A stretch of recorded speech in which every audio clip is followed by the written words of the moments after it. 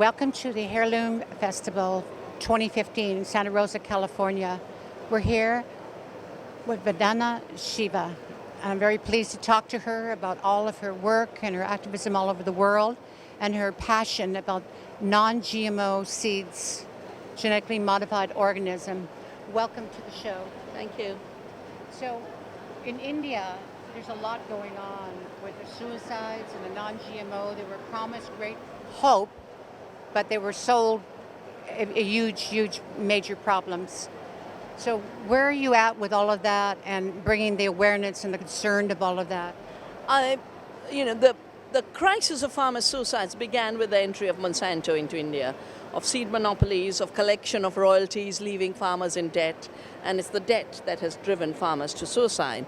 And they were pushed into debt both because the seed cost jumped 80,000% to pay royalties to Monsanto, and the failure rate of cotton jumped very high because the seeds weren't adapted to the local environment. What we've been doing in the last 15 years to offer an alternative to farmers is saving native seeds, promoting organic farming, and helping farmers find markets to grow for their organic cotton. We call it fibers of freedom. But of course, I also am a scientist, I'm a researcher, so we monitor all this. And I just wrote a very long report on the 30 years of Monsanto's exploitation of Indian farmers.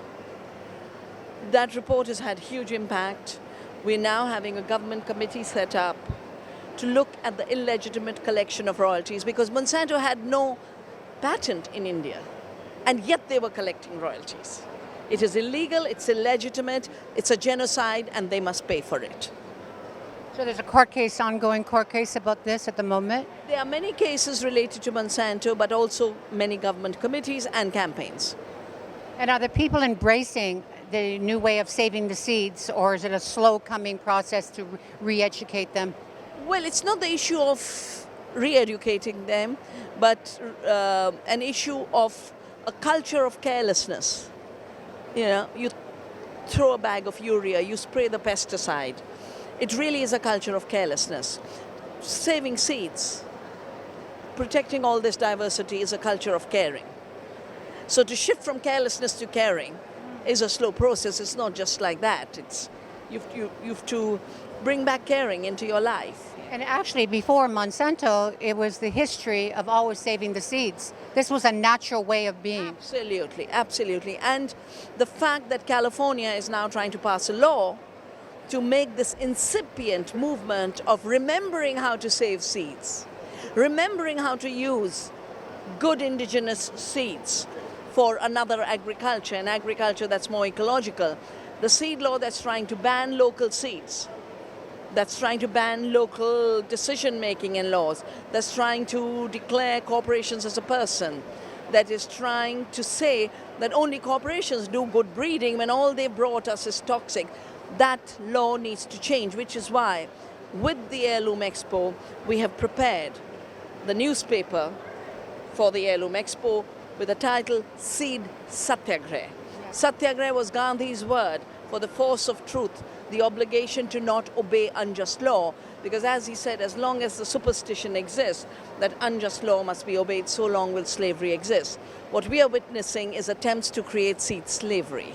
And anyone who subjects themselves to the illusion that this must be obeyed, we will have slavery. So I'm giving a call to people of California, people of USA. Here is a time to follow on the footsteps of Gandhi, of Thoreau, of Martin Luther King and the civil rights movement. Freedom was never defended by obeying laws of slavery. Freedom has always been created by refusing to obey the laws of slavery. What hope is there when this is an American company and the American company is totally in bed, let's say, with the American government? They are basically, they're bought by the government, they're owned by the government, they're with the government. The same people that were with Monsanto are now working in the legislation with the government and the different electoral body and the presidents who are elected at that time. So what hope is there with that? Because there's so much against it of anything happening for the people, about the people in that regard. The reason I am here in California is because what happens to us in India is shaped by this totally illegitimate, undemocratic collusion between the US government and the Monsantos of the world, where the US government pushes on countries like India intellectual property laws to make Monsanto's monopoly.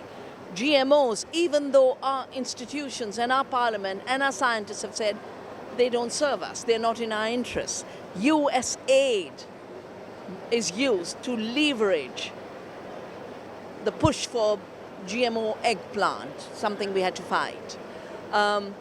Given that Monsanto and US government have become one force of totalitarianism on this planet, is the reason I'm here to join hands with the US citizens who want to defend their seed freedom and their food freedom.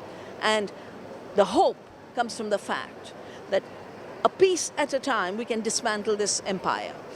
If the California seed law is not cooperated with and killed by non-cooperation and civil disobedience, this empire dies. Because you pull out of this house of cards, Yes. the cards at the bottom. So it's dependent related, as I'm hearing you speak, about the people and their consciousness and their awakening to this. They have to be aware of this and they have to demand that there is recognition of this and legislation for something to happen. Yeah, I think the whole issue really is of our consciousness of being part of a beautiful planet, a beautiful universe, our duties that arise from that gift of being alive, therefore our rights.